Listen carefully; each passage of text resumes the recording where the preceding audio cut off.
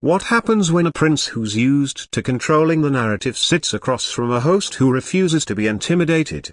What happens when polished media training crashes into a lawyer-trained cross-examiner with a live audience watching every second? This isn't a royal puff piece. This is the night Prince Harry walked onto the Megyn Kelly Show expecting another platform and walked out in fury instead. The studio of the Megyn Kelly Show was colder than it looked on TV. Bright, clean light washed over the set, reflecting off the sleek desk, the blue panels, the giant video wall pulsing with the show's logo. Behind the cameras, a small live audience rustled in their seats, whispering to each other as staff made last-second adjustments. In the center of it all sat Megyn Kelly. She was calm, composed, perfectly still, except for the pen in her hand tapping lightly against a stack of notes. Years in courtrooms and newsrooms had carved a certain poise into her posture. Back straight, shoulders relaxed, gaze sharp, but unreadable. She looked like someone who'd already seen this fight from 3 different angles, and was just waiting for the bell to ring. Across from her, Prince Harry slouched into his chair. He wore a navy jacket over a white shirt, collar slightly open, jaw clenched, expression halfway between boredom and irritation. As if this was just another tedious obligation in a life filled with people who didn't get him. He adjusted his lapel microphone like it was an inconvenience rather than a favor. The floor manager counted down with raised fingers.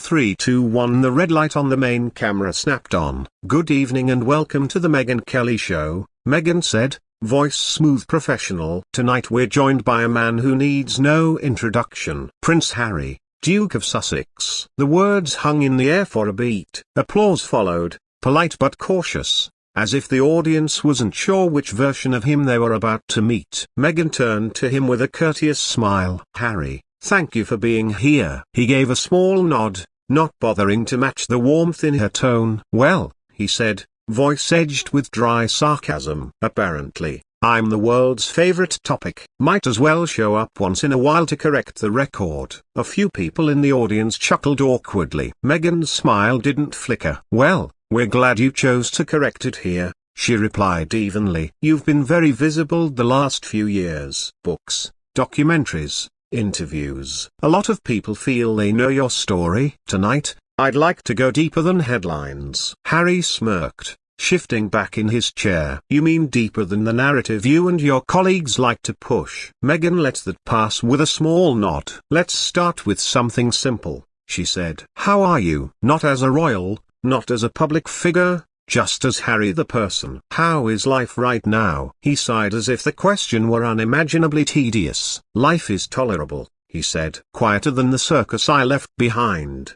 Noisier than I'd like because people like you keep dragging me into conversations I didn't ask for." Megyn's brows lifted just a fraction. "Well, to be fair, you did agree to this interview." "No," Harry corrected sharply. "My team agreed to give you a chance." "There's a difference." The tone landed like a slap. The audience shifted in their seats. You could feel the tension ripple outward. Megyn's voice stayed steady. "Understood," she said. "Then let's earn that chance. You've spoken often about breaking away from what you've called a toxic institution. Looking back now, do you feel freer, happier? Or is there a part of you that still misses the structure of royal life?" Harry huffed out a joyless laugh. "Do I miss being told what to wear, what to say, where to stand, how to grieve?" he asked. "No, I don't miss the costume party. I don't miss being a prop in someone else's photo op." "Not at all," Megyn pressed gently. "There's nothing you miss. The sense of service,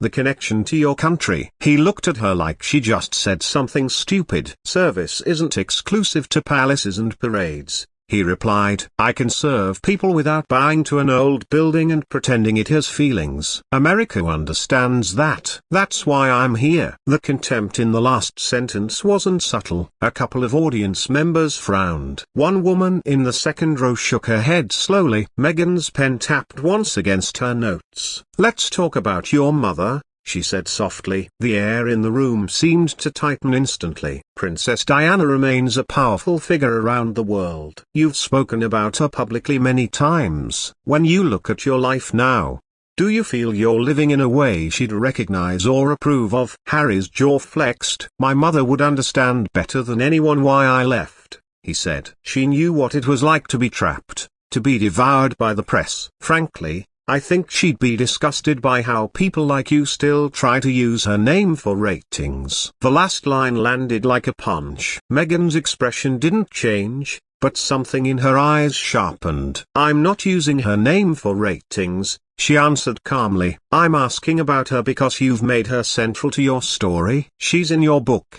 in your interviews, in your documentaries. So, I think it's fair to ask what she'd think about the man you've become. Harry's lips curled. What she'd think, he repeated slowly. Right. Another journalist pretending to be her spokesperson. You didn't know her. You didn't know what she suffered. So, forgive me if I don't find your concern particularly authentic. The word dripped sarcasm. There was a quiet, uncomfortable murmur from the audience. Meghan folded her hands together atop her notes, giving herself a heartbeat to breathe. I don't claim to have known her, she said. But millions of people felt connected to her, and many of them are watching tonight. They've watched you, too. Some sympathize deeply. Others feel you've turned pain into a brand. Do you understand that criticism? Harry's eyes flashed. I understand that people are more comfortable when trauma stays tidy and silent, he shot back. They want my mother to be a poster on their wall, not a human being. They want me grateful and quiet. I'm not interested in making them comfortable. Meghan nodded once. Is that why you keep speaking out? Because you're not interested in their comfort, or because you're not done being heard? He leaned forward, irritation sharpening his features. I speak out because no one listened when it mattered, he said. Now they have to. That's the difference. I finally have the power to decide when and how my story is told. And the money, Meghan added lightly, almost as an afterthought. Book deals, streaming projects, paid interviews. A lot of people see your story as extremely profitable. A small smirk tugged at Harry's mouth. Oh, there it is, he said. The jealousy, the how dare you profit from your life angle. Tell me, Meghan, do you donate your salary to charity, or is it only royals who aren't allowed to be paid for their trauma? The audience reacted with a mix of soft gasps and uneasy laughter. Meghan inhaled slowly through her nose, counting a beat before responding. This isn't about jealousy, she replied. It's about consistency. You've said you wanted privacy, yet you've repeatedly put your life on global display on your terms. That's not illegal or immoral, but it does raise questions. And you think you're the one to ask them, Harry muttered. Of course you do. Her eyes narrowed a millimeter, though her voice remained composed. It's my job to ask, she said simply. And tonight you agreed to answer. He tilted his head,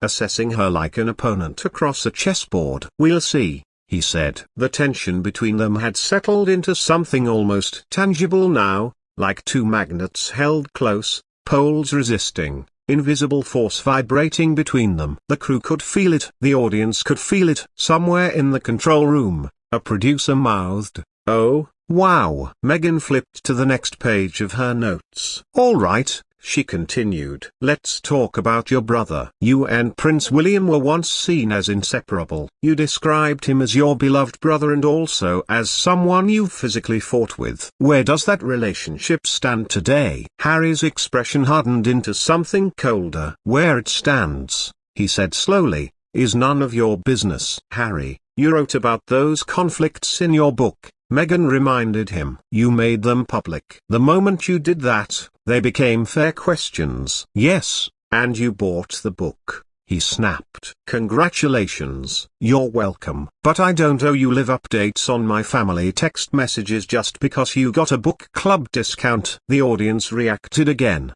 this time with more murmur than laughter. The arrogance in his tone had crossed an invisible line. Meghan's patience held, but just barely. I'm not asking for text messages, she said. I'm asking if there's any hope of reconciliation. Many people who come from fractured families are watching. They're wondering if two brothers, after everything, can find their way back to each other. He shrugged, the gesture dismissive. People love a reunion story, he said. It makes them feel better about their own messes. But my life isn't a Hallmark movie. If William wants to sit under a portrait and pretend everything is fine, that's his choice. I'm done pretending. Meghan's gaze held his a beat longer this time. Does any part of you miss him? She asked quietly. No, Harry answered too quickly. Next question. And with that, the crack in his composure showed for the briefest moment so fast most viewers would miss it. But not Meghan.